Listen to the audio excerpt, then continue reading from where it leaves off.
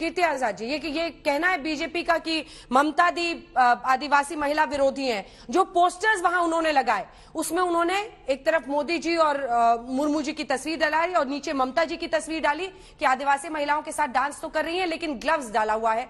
तो कुल मिलाकर उनका ये आक्षेप है, ये आरोप है कि आदिवासी विरोधी हैं ममता बनर्जी।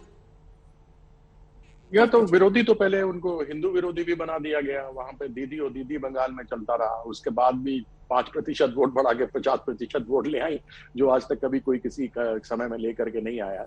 जिससे इनको खतरा होता है ना बीजेपी को, कि लगता है कि हाँ यह व्यक्ति जो है मोदी जी को हरा सकता है, तो उससे उसके ऊपर ये आक्षेप लगाना शुरू कर देते हैं। तो कोई बड़ी बात नहीं है, मुझे वो बड़ी बात नहीं लगता जो उन्होंने ममता दीदी के ऊपर आक्षेप लगाया है।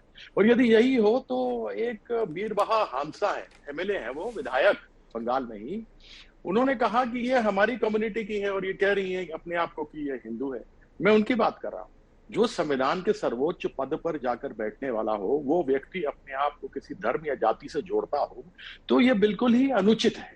यह कतई भी बर्दाश्त नहीं हो सकता, क्योंकि जब आप संविधान के उच्चतम उस पर बैठते हैं, हमारा देश जो है सर्वधर्म समभाव को एक साथ लेकर के चलता है। ऐसी परिस्थिति में कोई संवैधानिक पद पर जाने वाला हो या उसके लिए उम्मीदवारी कर रहा हो, चुनाव लड़ रहा हो, तो ऐसा बोलना उचित नहीं है। ऐसे में उन्होंने खुद ही हंसा जी ने कहा कि हमें बड़ा अजीब लगता है कि जो हमारे कम्युनिटी के हैं वो इस प्रकार से बोलती हैं, तो वो हमें बताएं कि वो क्या है, क्या हमारे बीच के आदिवासी हैं। अभी इन्होंने कहा कि आदिवासी हैं, वो तो अपने आप को हिंदू मानती हैं, तो इसमें संबित पात्रा जी अवश्य मुझे बताएंगे।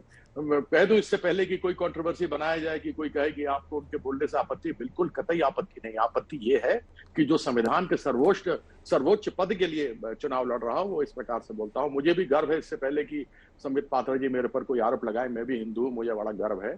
मैं जनक नंदिनी जानकी मां सीता के जन्म स्थान भगवान राम के ससुराल से आता हूं। तो यह चीजें आरोप लगाना ममता दीदी के ऊपर, छोटी छोटी चीजों के ऊपर, यह इनका शुरू से स्वभाव रहा है। तो मैं इन सब चीजों को अब सुनता नहीं, एक कान से सुनता हूं, दूसरे से निकाल देता हूं। कोई किसी का विरोधी नहीं होता। अगर आप जाकर खुद ही विधानसभा में देख लेंगे तो आपको पता लगेगा वहां पे 15 से ज्यादा आदिवासी सदस्य बीजेपी से भी ज्यादा अगर हैं तो वो टीएमसी के हैं। साथ ही साथ मैं तो ये भी जानना चाहता हूं कि 71 इनके जो एमएलए या 72 एमएलए बिहार में है, जो बंगाल में है, उनको 5 स्टार होटल में क्यों उन्होंने रखा हुआ था? आज कल बुलाकर क्यों रखा था?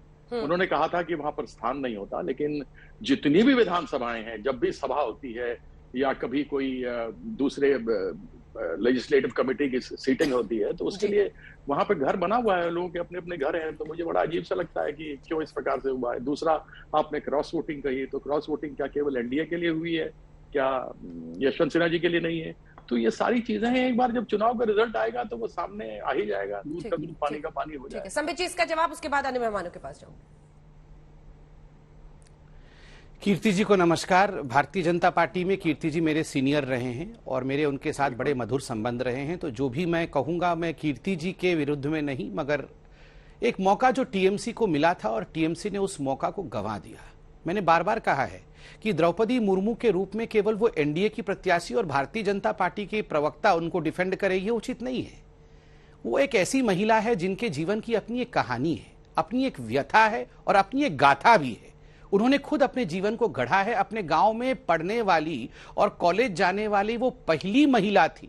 उन्होंने व्यक्तिगत रूप से बताया एक दिन कि किस प्रकार से उनके पिताजी उनको भुवनेश्वर में रमा देवी कॉलेज के लिए छोड़ने गए, घर में खाने के लिए पैसे नहीं, और किस प्रकार से बड़े मुश्किल से खुद खाना बना करके वो खाती थी। ऐसी महिला अगर राष्ट्रपति बने तो ये खुशी की खबर हम सबके लिए, कीर्ति जी के लिए भी, बहुत अच्छे परिवार से आते हैं, राजनीतिक परिवार से हैं, उनके लिए भी है, मेरे लिए भी है, अंजना जी के लिए भी है और सुदूर गांव में बैठी हुई एक महिला के लिए भी है। ये आशा की एक किरण देदीप्यमान करती है कि झोपड़ी में रहने वाली एक महिला भी देश की राष्ट्रपति बन सकती है। मैं हिंदू हूं नहीं हूं, ये विषय नहीं है। ये विषय धर्म का नहीं है, ये विषय हमारे देश के धर्म का है। देश का धर्म होता है पंक्ति में खड़ा हुआ जो सबसे पीछे का व्यक्ति है उसका उदय कैसे होगा। और आज मैं धन्यवाद करता हूं नरेंद्र मोदी जी का कि उनका उदय हो रहा है। और देखिए नतीजे क्या आएंगे इसके लिए मुझे लगता नहीं है बहुत लंबी इंतजार की आवश्यकता है। हम में से हर कोई मन में जानता है नतीजा क्या है। और 50% से ऊपर, मैं जो कैलकुलेशन करके देख रहा हूं, ऐतिहासिक नतीजों के साथ आदरणीय द्रौपदी मुर्मू जी देश की राष्ट्रपति बनेंगी, पहली जनजातीय राष्ट्रपति बनेंगी। कीर्ति जी, छोटा सा जवाब आप दे लीजिए, चूंकि आप हाथ उठा रहे थे, उसके बाद मैं अखिलेश जी आपके पास आ रही हूँ। मेरे को कोई संशय नहीं है जो उन्होंने बात की द्रौपदी मुर्मू जी वाली, बहुत अच्छी बात है जो उन्होंने कहा है। ऐसे बहुत सारे लोग हैं जो बेचारे गरीबी रेखा के नीचे हैं।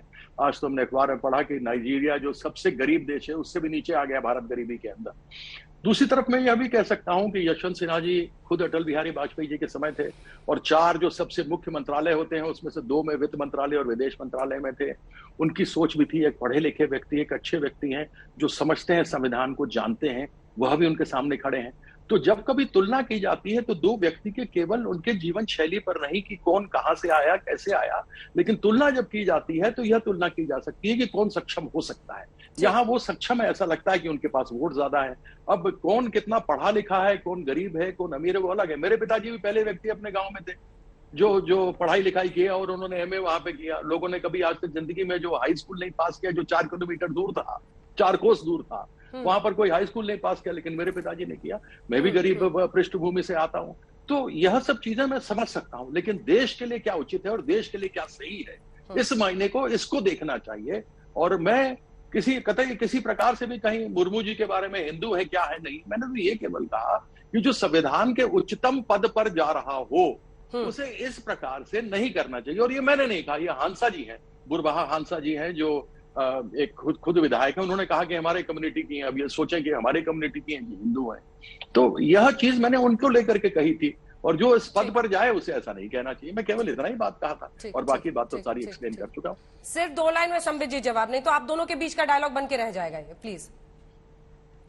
नहीं, मैं समझ नहीं पाया कि हमारी जनजाति की है या हिंदू है। आदिवासी हिंदू नहीं हो सकता है, ये क्या, ये किस प्रकार का नरेटिव हम लोग यहाँ पर डेवलप करने की कोशिश कर रहे हैं कि अगर वो हमारी जनजाति की है, अगर संथाल है, तो वो हिंदू नहीं हो सकता है। ऐसे कैसे? मैं आपके लिए नहीं कह रहा हूं, मैं जिस व्यक्ति ने कहा उनके लिए कह रहा हूं। ये नैरेटिव बिल्कुल उचित नहीं है। आदिवासी भी हिंदू होते हैं, पिछड़े वर्ग में भी हिंदू होते हैं। ठीक है, हिंदू में जाति प्रथा है, ये कोई आज डेवलप नहीं हुआ है।